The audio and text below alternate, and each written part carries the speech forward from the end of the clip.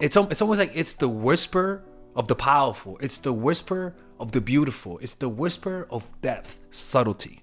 There's something powerful about learning how to communicate and how to be subtle. It's not about being sneaky or being a liar, being manipulative. That's not what I'm talking about.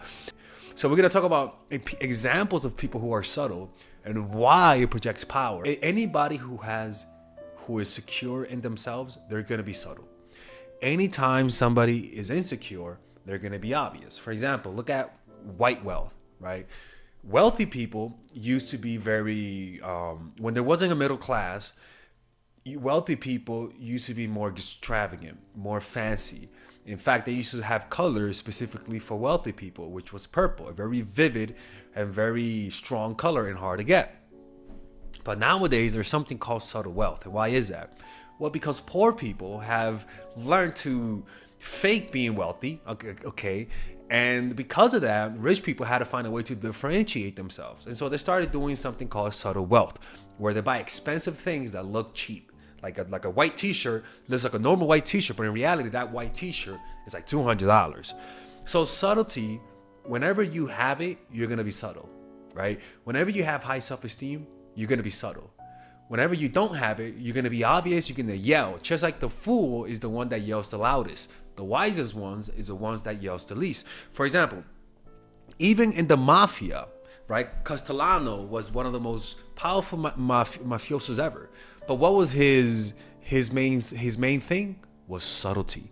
Nobody knew about him. As opposed to guys like Scarface.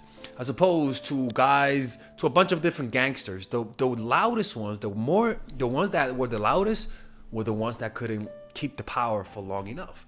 So it's not just that.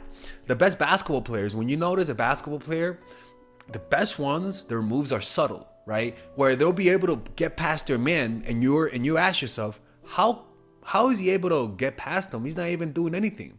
I watched Larry Bird, my favorite basketball player ever. He was able to drop people, like get people fall to the ground. He was able to do that with just a jab step, and people would just fall.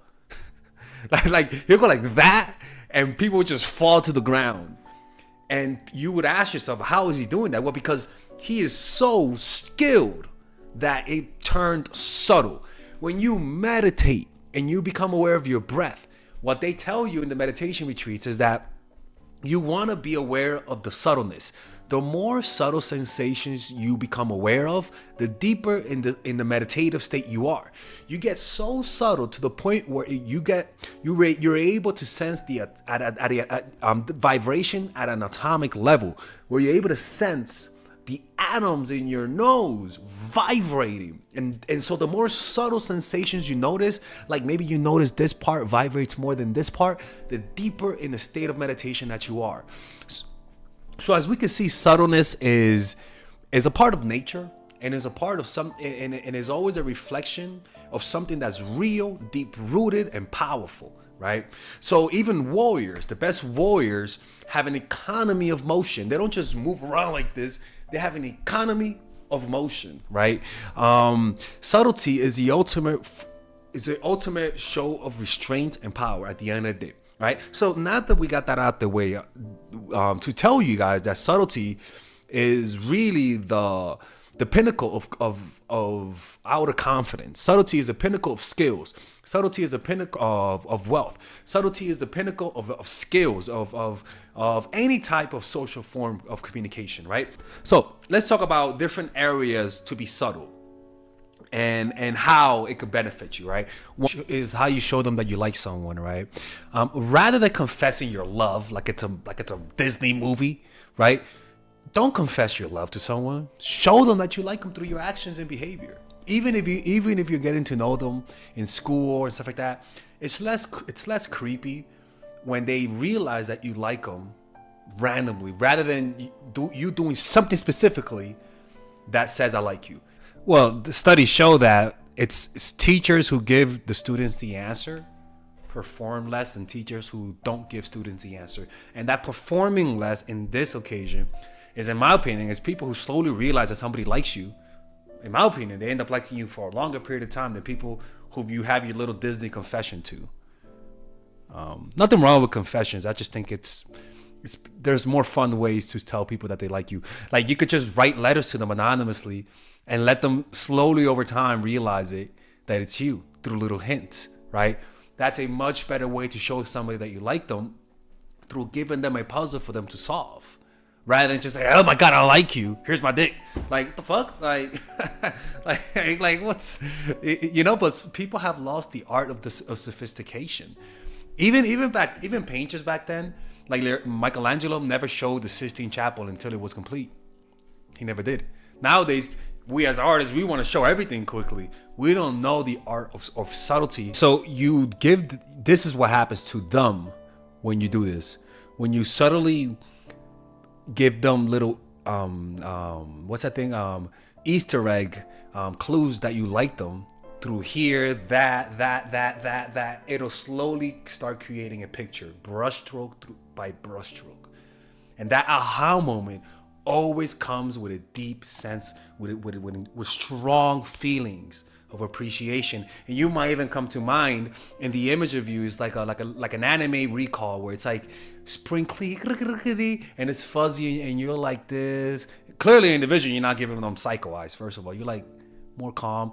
And a lot of people end up falling in love with people who do this type of stuff. So for example, engaging in conversation, talking to them and trying to find things in common, right?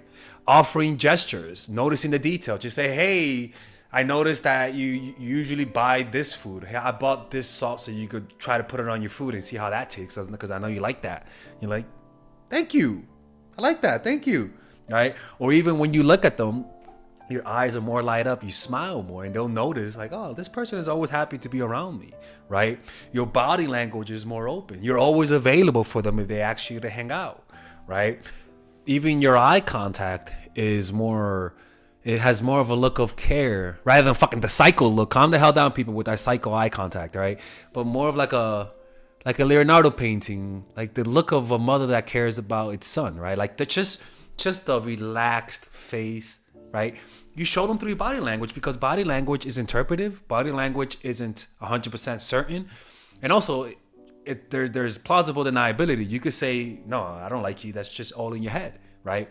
Not to fuck with them, but the reason why you show them through your body language, because body language has a natural mystery about that, which gives us the person hope, but also makes them doubt. You know, the next thing, be subtle with your facial expressions, right? If somebody's happy, like I said, if you're like this, be like. If you're mad, be like. If you're confused, well, it's okay to be confused, right? But just be subtle in your facial expressions, primarily. And this is very important. Primarily with positive emotions. Be subtle with your positive emotions, but be willing to show negative emotions with your face. Now, don't show outburst, right? I'm saying with your face. With your word, when you speak, keep it constrained. But with your face, you can show it. Why?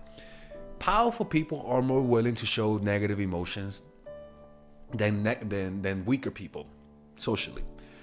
People who are lower on the totem pole have a higher likelihood of showing positive emotions to their neighbor, and they're more afraid of confrontation, and so they're more afraid to show the negative emotions. Too much directness, too much external obviousness per se makes people defensive, and it makes people question you. But when you do this in a subtle way, it allows people to be less defensive, more open, and it allows the person's imagination to do the dirty work for you, right? And again, people, this is, I gotta be very, very clear about this, man. Like, this is only do this if you really have good intentions. If you're a psycho motherfucker out there, like fucking, like you're the last Terminator type of shit, like don't tell people you watch my channel. If somebody likes you, they're gonna be paying attention to the little things. When you like someone, your attention is narrowed. You pay attention to more detail. You're able to notice, you know more differences in their face. You start noticing the things that they like and don't like. You're more focused on them because you're falling in love with them. So as a result, any subtle changes, you're going to be aware of it, like a spider being aware of the movements of its web.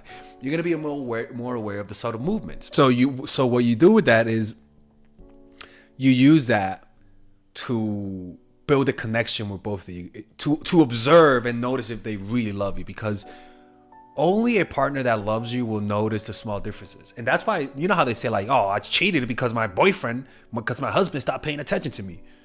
If your husband actually loved you, he would have noticed that you were spending less time, your facial expressions looked more bored, your personal trainer was giving you discounts, and he would have done something to fix it, right? And so it's almost like, from the other part, my expression of my love for you is that I notice those differences. Is that I notice that today you are slightly down than yesterday. You know, it's kind of crazy. And that's why these strategies work symbiotically between two people. You're naturally one day gonna get bored of your partner, and you want distance. Naturally, that's gonna make them feel insecure, right? That's gonna make them chase, and then, like anything, you're gonna like them again, regain interest, right? And so it undulates. You're never fully 100% into your partner. One day you're 90, the next day you're 100, the next day you're 95, the next day you're 80, you're 70, right? But the natural undulation, if you are honest with yourself and you try to not hurt your partner, because sometimes you don't want to kiss him or kiss her, and your kisses are weak. Like you give some L kisses, and he's like, yo, like your kisses, that wasn't even a real kiss. You're like, oh, I'm not into it today. Naturally, you wouldn't say that if you like him. You say, oh, I'm gonna give you a real one. You give him a real one, right? As opposed to, you don't feel like giving a good kiss, just don't give a good kiss. But now, if you're honest with yourself, he's gonna start saying, did I do something wrong? Even if you say it's not you, it's me. What I'm trying to say is just be honest, right? Sometimes you don't want to cuddle, spend time with the person, say it. If they love you, they're gonna pull away, but also it's gonna hurt them, which is gonna make them try to see maybe they're gonna take you out for dinner, right? Maybe they're gonna do something for you to cheer you up, right? And their effort to try to cheer you up and makes them like you more, because they're putting in effort, and that proves to you that they like you, which then makes you like them more, right? So I'm trying to help you guys see the non-manipulative aspect of this. It's not just evil, This is something that is natural. And this is why I encourage you. If you don't feel like kissing someone, tell them. If you don't feel like being too close to them physically, tell them. There's nothing wrong with that. They're not going to hate you for it. They're going to be offended by it, but they'll like you more. Is only somebody who really likes you will do that. And so that's why pulling away does. Pulling away will reveal that this person really likes you. All right, guys, we're going to have a brief intermission so that I could tell you guys about our new bundle that we're doing, where you guys can purchase all of my courses and get it at a discount. So this bundle is pretty much the bundle where you could just buy all of my courses. You could buy Nice Guy, which is a training course on how to come across more assertive, how to come across more confident, how to not give off nice guy vibes. You guys can get access to Dark Game, which is my full dating course on how to meet women in different scenarios, how to attract women, how to make sure you don't come across as creepy, and essentially how to act like a man and not act like a doofus, to be quite honest with you. And you get all of these bonuses, which is the bonuses of Dark Game, the bonuses of Practical Mastery, which is about how to master a skill, Social Mastery, which is how to master your social life, and the Laws of Human Nature, which is a book club videos that I had dissecting Robert Greene's book. All of this is naturally at around naturally is at $346, but you guys can purchase this bundle and get it at what's the price again? Get it at $238 pretty much. So you guys can purchase it right now. It's a money back 30-day money back guarantee. It's a good way to, rather than just buying them individually and paying extra, you guys can just purchase everything at a discount price. Now, the only thing I don't like is the fact that I'm giving you a lot of information at the same time. That makes me kind of scared, because a lot of times people don't do the things that I teach when you get too much information. But I've gotten too many requests to do this, so I'm just satisfying you guys. Purchase it right now by clicking on the description down below where it says purchase the bundle. All right, let's continue with the video.